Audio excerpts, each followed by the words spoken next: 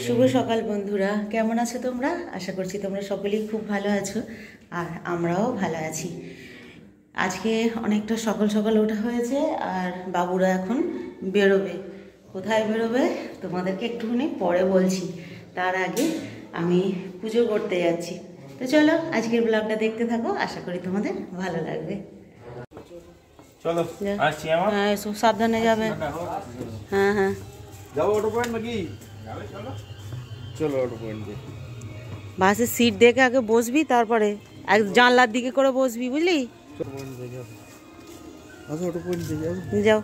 Tata রিক, tata রাজ। এসো এসো।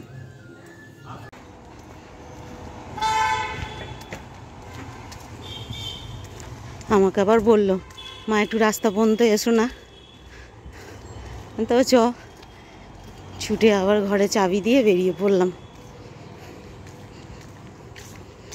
আসলে কোনোদিন এরকমভাবে যায় না তো, 4 ভাই একসঙ্গে যাচ্ছে, এই প্রথম এরকম একা ওরা ঘুরতে যাচ্ছে। আসছে 4 ভাইয়ে বেরিয়ে পড়লো, কিন্তু কোথায় বেরিয়ে পড়লো এখনও তোমাদের বলা হয়নি। ওরা 4 জনে বেরিয়ে পড়েছে চিড়িয়াখানায়। আমাদেরকেও যাবার জন্য বলছিল, তো বললাম যে না, 4 জনেই ঘুরে আয়।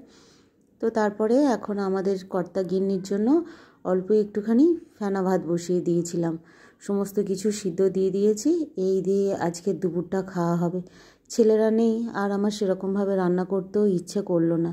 আর আমার কর্তামশাইও বলল করতে হবে না সেরকম, অল্প একটুখানি কিছু করো, খাওয়া দাওয়া হয়ে যাক, আর বিকেলে ছেলেরা এলে তখন আবার রান্নাবান্না করবে। তো সেই হিসাবেই ওরকম খাওয়া দাওয়া হয়েছে, একটুখানি রেস্ট নিয়ে আর বেরিয়ে পড়লাম। একটা জায়গায় ওর যাবার কথা ছিল কাজের জন্যই, কিন্তু সেখানে আমাকেও নিয়ে গেল। বলল চলো, তুমি একা এতক্ষণ সন্ধ্যে পর্যন্ত বাড়িতে থাকতে পারবে না, তো চলো আমার সঙ্গে ঘুরে আসবে। আমি বললাম যে না, আমি যাব না। তখন বললো না গো, ওদের ওখানটা নাকি খুব সুন্দর জায়গা, অনেক চাষবাস এরকম ব্যাপার। আমি বললাম তাহলে চলো যাই, একরকম জোর জবরদস্তিই গেলাম। আর আমি দুপুরের দিকে একটুখানি ঘুমোতে ভালোবাসি বলে একটু এই কুড়েমি করছিলাম যে যাবো না যাবো না, কিন্তু তার সত্ত্বেও গেলাম, জানো তো। আর সত্যি গিয়ে দেখলাম যা এত সুন্দর ভালো জায়গা, না গেলেই আমি মিস করতাম, জানো। গ্রামের দৃশ্য দেখতে বেশ ভালো লাগে। আমিও যে গ্রামে বাস করি না সেটা নয়, আমিও গ্রামেই বাস করি, কিন্তু এই গ্রামের থেকেও আবার যেটা একদম গ্রামের মতো, সেটা দেখতে আরও বেশি ভালো লাগে। তো ওইখানে গিয়ে আমার এত ভালো লেগেছে, আবার বলছিলাম যে তুমি এর পরের দিন যখন আসবে আমাকে কিন্তু নিয়ে এসো, আমি আবার একবার আসবো। তারপরেই আমরা এর দুজনে গল্প করতে করতে বেশ অনেকটাই টাইম লাগলো, কিন্তু তাড়াতাড়ি মোটরসাইকেলে গিয়েছিলাম বলে তাড়াতাড়ি পৌঁছেও গিয়েছিলাম। আমার বর বলছিল বাসে করে যাবে, আমি না, বাসে উঠলে আমারও শরীরটা খারাপ করবে। কর্তামশাইয়ের সঙ্গে কোথায় এসেছি দেখো, একদম একটা সুন্দর জায়গায় ঘুরতে চলে এসেছি।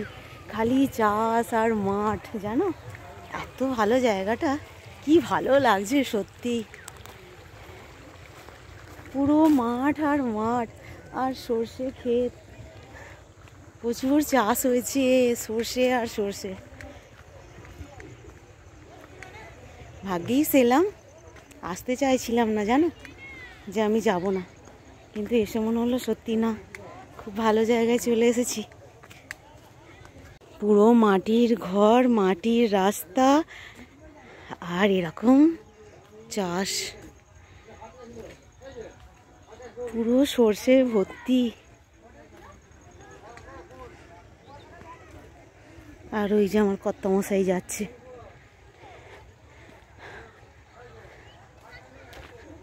আর ওই কর্তামশাইয়ের আগে যিনি যাচ্ছেন, ওনাদের বাড়িতেই এসেছি। উনিই বললো চলো আমাদের এখানে জায়গা জমিগুলো দেখা আসবে, চলো আমাদের এখানে কত বড় বড় মাঠ।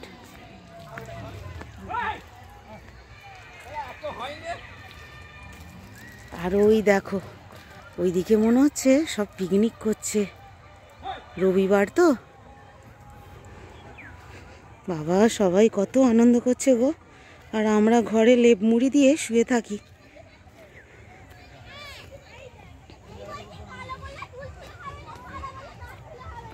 কি ভালো লাগছে, মনটা একদম আনন্দে ভরে গেল। সুন্দর খালি সর্ষে হয়েছে, খুব ভালো লাগছে গো পুরো মাঠটা দেখতে। সব ছোট ছোট বাচ্চারা খেলা করছে।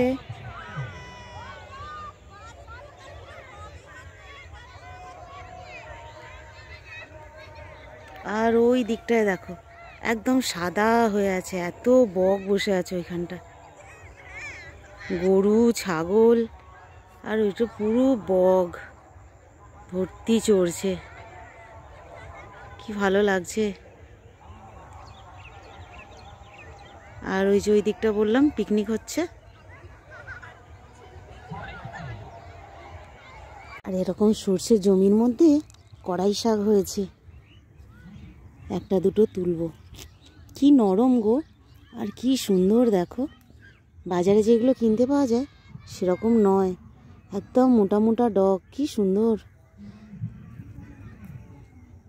এত ভালো লাগছে, মনে হচ্ছে চুবড়ি নিয়ে বসে পড়ি তুলতে। দেখো সর্ষে ক্ষেতের ভেতরে ভেতরে কড়াই গাছগুলো হয়েছে।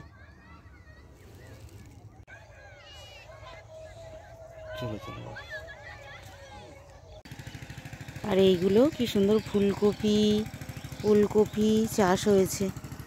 আর এখানে ওই যে টমেটো গাছ দেখো সুন্দর। আর এই দেখো একটা কি সুন্দর ফুলকপি হয়েছে, এই দেখো। ও মনে হচ্ছে তুলে নিই জানো, কিন্তু না, লোক পিটিয়ে আর তাড়া করবে। কি সুন্দর হয়েছে ফুলকপিটা না। আর ওই দেখো ট্রেনও যাচ্ছে, দেখে মনে হচ্ছে যেন হচ্ছে উঠোনের সামনে দিয়েই ট্রেনটা যাচ্ছে। এটা হচ্ছে ওই আমতা হাওড়া যে লোকালটা, ওই ট্রেনটা। আর তারপরেই আমরাও এই দাদাদের বাড়ি থেকে বেরিয়ে পড়লাম। এবারে যেতেও তো অনেকটা টাইম লাগবে, আর এদের এখানেও বেশ অনেকটা টাইম আমাদের লেগে গেল। আর ওই যে ট্রেনটা যাচ্ছিল এই লাইনটায় ক্রস করে আবার আমাদের বাড়ি ফিরতে হচ্ছে। আর সামনেই দেখো একটা বেশ বড় পুকুর। তো চলো বন্ধুরা, আজকের ব্লগটা এই পর্যন্তই, পরের দিন আবার দেখা হবে, ততক্ষণ টাটা।